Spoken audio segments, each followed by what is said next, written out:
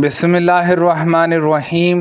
نبی کریم صلی اللہ علیہ وسلم کے زمانے ہی میں جب ہمیں صحابہ کے درمیان انتخاب کے لیے کہا جاتا تو سب میں افضل اور بہتر ہم ابو بکر رضی اللہ عنہ کو قرار دیتے، پھر عمر بن خطاب رضی اللہ عنہ کو، پھر عثمان بن عفان رضی اللہ عنہ کو۔ نبی کریم صلی اللہ علیہ وسلم نے فرمایا، اگر اپنی امت کے کسی فرد کو اپنی جانی دوست بنا سکتا تو ابو بکر کو بناتا، لیکن وہ میرے دینی بھائی اور میرے دوست ہیں۔ نبی کریم صلی اللہ علیہ وسلم نے فرمایا کہ اگر میں کسی کو جانی دوست بنا سکتا تو ابو بکر کو بناتا، لیکن اسلام کا بھائی چارہ کیا کم ہے۔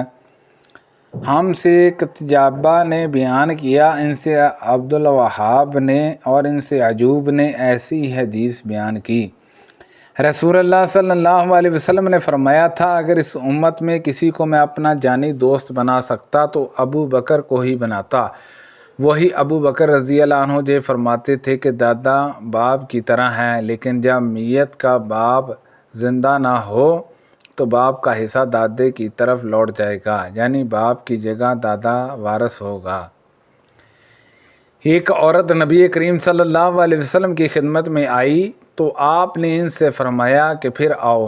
اس نے کہا، اگر میں آؤں اور آپ کو نہ پاؤں تو گویا وہ وفات کی طرف اشارہ کر رہی تھی۔ آپ نے فرمایا کہ اگر تم مجھے نہ پا سکو تو ابو بکر رضی اللہ عنہ کے پاس چلی آنا۔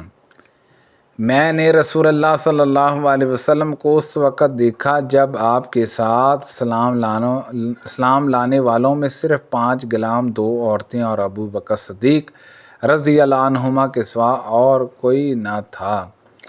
میں نبی کریم صلی اللہ علیہ وسلم کی خدمت میں حاضر تھا کہ حضرت ابو بکر صدیق رضی اللہ عنہ اپنے کپڑے کا کنارہ پکڑے ہوئے گھٹنا کھولے ہوئے آئے۔ حضرت صلی اللہ علیہ وسلم نے یہ حالات دیکھ کر فرمایا، معلوم ہوتا ہے تمہارے دوست کسی سے لڑ کر آیا ہے۔ پھر ابو بکر رضی اللہ عنہ نے حاضر ہو کر سلام کیا اور عرض کیا، یا رسول اللہ صلی اللہ علیہ وسلم، میرے اور عمر بن خطاب کے درمیان کچھ تکرار ہو گئی تھی اور اس سلسلے میں میں نے جلدی ہی میں ان کو سخت لفظ کہہ دیے، لیکن بعد میں مجھے سخت ندامت ہوئی تو میں نے ان سے معافی چاہی۔ اب وہ مجھے معاف کرنے کے لیے تیار نہیں ہیں، اسی لیے میں آپ کی خدمت میں حاضر ہوا ہوں۔ آپ نے فرمایا، اے ابو بکر، تمہیں اللہ معاف کرے۔ 3 مرتبہ آپ نے یہ جملہ ارشاد فرمایا۔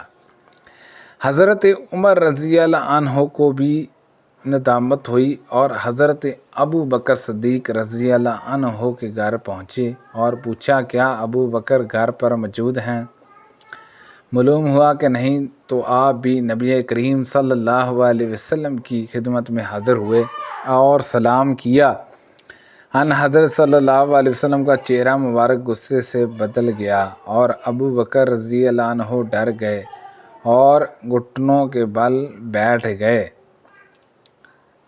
عرض کرنے لگی، یا رسول اللہ صلی اللہ علیہ وسلم، اللہ کی قسم زیادتی میری ہی طرف سے تھی۔ 2 مرتبہ یہ جملہ کہا۔ اس کے بعد حضرت صلی اللہ علیہ وسلم نے فرمایا، اللہ نے مجھے تمہاری طرف نبی بنا کر بھیجا تھا اور تم لوگوں نے مجھ سے کہا تھا کہ تم جھوٹ بولتے ہو، لیکن ابو بکر رضی اللہ عنہ نے کہا تھا کہ آپ سچے ہیں اور اپنی جان و مال کے ذریعے انہوں نے میری مدد کی تھی، تو کیا تم لوگ میرے دوست کو ستانا چھوڑتے ہو یا نہیں؟ آپ نے 2 دفعہ یہی فرمایا۔ آپ کے یہ فرمانے کے بعد پھر ابو بکر رضی اللہ عنہ کو کسی نے نہیں ستایا۔ نبی کریم صلی اللہ علیہ وسلم نے انہیں غزوہ ذات الثلاث کے لیے بھیجا۔ عمر رضی اللہ عنہ نے بیان کیا کہ پھر میں آپ کی خدمت میں حاضر ہوا اور پوچھا کہ سب سے زیادہ محبت آپ کو کس سے ہے؟ آپ نے فرمایا کہ عائشہ رضی اللہ عنہا سے۔ میں نے پوچھا، اور مردوں میں؟ فرمایا کہ اس کے باپ سے۔ میں نے پوچھا اس کے بعد؟ فرمایا کہ عمر بن خطاب سے۔ اس طرح آپ نے کئی آدمیوں کے نام لیے۔ سبحان اللہ عز و جل۔ میں نے رسول اللہ صلی اللہ علیہ وسلم سے سنا، آپ نے فرمایا کہ ایک چراوا اپنی بکریاں چرا رہا تھا کہ بھیڑیا آ گیا اور ریوڑ سے ایک بکری اٹھا کر لے جانے لگا۔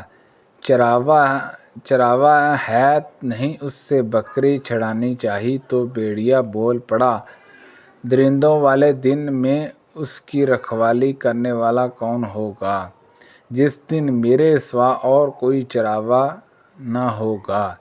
اسی طرح ایک شخص بیل کو پر سوار کر لے جا رہا تھا۔ بیل اس کی طرف متوجہ ہو کر کہنے لگا کہ میری پیدائش اس کے لیے نہیں ہوئی، میں تو کھیتی باڑی کے کاموں کے لیے پیدا کیا گیا ہوں۔ وہ شخص بول پڑا، سبحان اللہ، جانور اور انسانوں کی طرح باتیں کریں۔ ان حضرت صلی اللہ علیہ وسلم نے فرمایا کہ میں ان واقعات پر ایمان لاتا ہوں اور ابو بکر اور عمر بن خطاب رضی اللہ عنہما بھی۔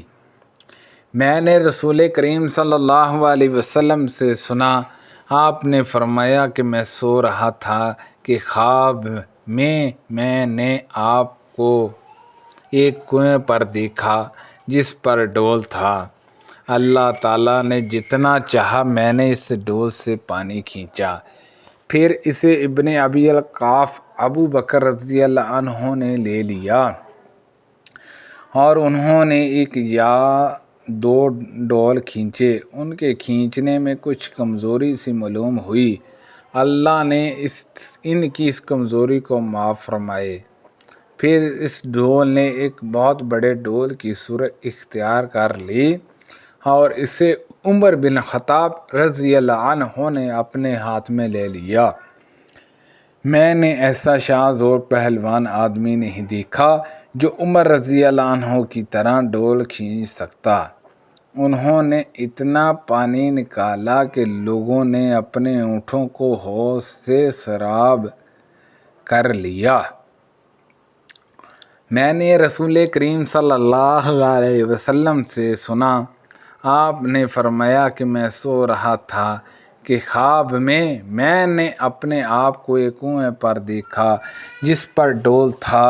اللہ تعالیٰ نے جتنا چاہا میں نے اس ڈول سے پانی کھینچا، پھر اسے ابن ابی قاف ابو بکر رضی اللہ عنہ نے لے لیا اور انہوں نے ایک یا دو ڈول کھینچے۔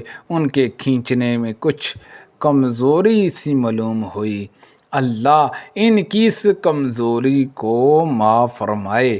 پھر اس ڈول نے ایک بہت بڑے ڈول کی صورت اختیار کر لی اور اسے عمر بن خطاب رضی اللہ عنہ نے اپنے ہاتھ میں لے لیا۔ میں نے ایسا شاذ اور پہلوان آدمی نہیں دیکھا جو عمر رضی اللہ عنہ کی طرح ڈول کھینچ سکتا۔ انہوں نے اتنا پانی نکالا کہ لوگوں نے اسے اونٹوں کو حوض سے سیراب کر لیا۔ سبحان اللہ عز و جل۔ اللہ پاک سے دعا ہے کہ اللہ پاک ان حدیثوں پر عمل کرنے کی توفیق عطا فرمائے۔ کوئی پڑھنے میں کوئی غلطی کوتاہی ہو گئی ہو تو اللہ پاک معاف فرمائے۔ اللہ پاک ہم سب کو صحت و تندرستی والی زندگی نصیب فرمائے۔ صدقہ جاریہ سے زیادہ دوسرے لوگوں تک شیئر کیجیے، آمین، بجاہ النبی الامین صلی اللہ علیہ وسلم۔